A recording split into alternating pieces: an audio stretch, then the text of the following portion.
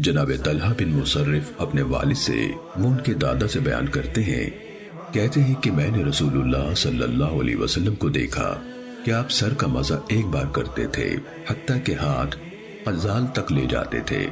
قزال گدی کے شروع کو کہتے ہیں۔ جناب مسدد اپنی روایت میں کہتے ہیں کہ آپ نے سر کا مزہ کیا سر کے شروع سے لے کر آخر تک، حتیٰ کہ اپنے ہاتھ کانوں کے نیچے سے نکالے۔ امام ابو داود رحمہ اللہ کہتے ہیں کہ مسدد نے کہا، میں نے یہ روایت یحییٰ بن سعید القطان کو بیان کی تو انہوں نے اس کو منکر کہا۔ امام ابو داود رحمہ اللہ کہتے ہیں کہ میں نے امام احمد کو سنا، وہ کہتے تھے کہ ابن عیینہ اس حدیث کا انکار کرتے تھے۔ وہ کہتے تھے کہ طلحہ عن ابیہ عن جدہ، یہ کیا اور کیسی سند ہے، یعنی ضعیف ہے۔ سنن ابو داود حدیث نمبر 132۔